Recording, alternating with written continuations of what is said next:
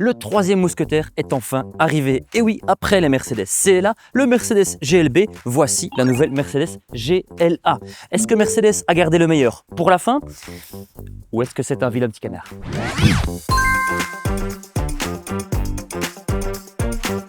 Le modèle d'entrée de gamme de Mercedes, ça a toujours été la classe A.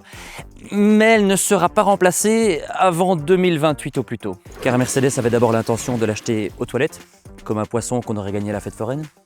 Mais pas d'inquiétude, ceux qui veulent toujours une Mercedes compacte ont le choix entre la CLA, le GLB et maintenant le GLA. Visuellement, il est intéressant de noter que le nouveau GLA s'inspire clairement plutôt de son cousin le GLC que de son grand frère le GLB. Et oui, regardez-moi, il a une grande fausse calandre avec les 3 barres de LED qui sont elles-mêmes composées de 608 micro-LED. Et notons aussi que le nouveau GLA ne présente pas, comme son frère le GLB, cette bande lumineuse qui revient sur le capot et qui lui donne un petit peu un mono-sourcil. Petite anecdote, le GLA à moteur hybride ne sera pas lui équipé de cette calandre spécifique. Il a plutôt une calandre normale avec des trous et 150 petites étoiles. 1, 2, 3, 4. Sur les flancs, on voit vraiment que le nouveau GLA prend pleinement parti de sa nouvelle plateforme. Car bien qu'il doive cacher une batterie sous le plancher, il est en fait 2 cm plus bas que son prédécesseur. Plus important encore, il est surtout 14,3 cm plus long et en largeur, il gagne même 3,1 cm. Au final, si on le regarde, on a plus l'impression de voir le GLA première génération qui est parti faire de la gonflette à la salle plutôt qu'une évolution du GLA précédent. À l'arrière, on retrouve cette grande bande lumineuse de chez Mercedes, sauf qu'ici, elle est coupée au centre. Il y a évidemment les étoiles, parce que les étoiles dans les feux, ça veut dire une nouvelle Mercedes. Et aussi, on note que le nouveau GLA, il a une lunette beaucoup plus inclinée que son frère, le GLB. Étrangement, malgré sa croissance, le coffre du CLA ne profite pas tellement de ces quelques centimètres en plus, car il perd 25 litres. Il fait maintenant 410 litres. Heureusement, pour compenser cette petite perte à l'arrière, Mercedes ajoute sous le capot, non pas un moteur, enfin du moins sur la version électrique, mais bien un coffre de 107 litres. Alors certes, c'est un petit peu moins que le GLB, mais c'est surtout beaucoup plus grand que n'importe quelle concurrente, peu importe la catégorie. D'ailleurs, quitte à parler de ce qu'il y a sous le capot, parlons de ce qu'il y a sous le capot de cette version claire, parce que c'est un moteur hybride.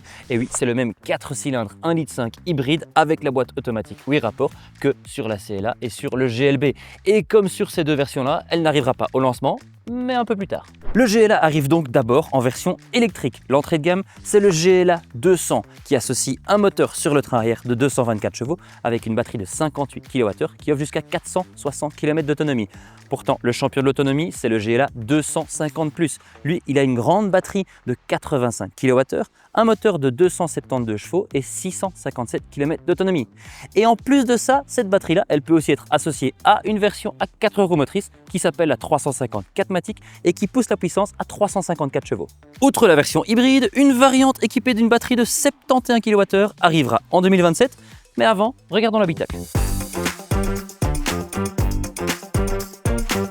Ici, pas de surprise et pas de personnalisation car on reprend les éléments de la CLA et de la GLB et c'est rebelote. Donc on a toujours cet énorme tableau de bord qui est composé principalement d'un écran qui en fait est composé de 3 écrans différents.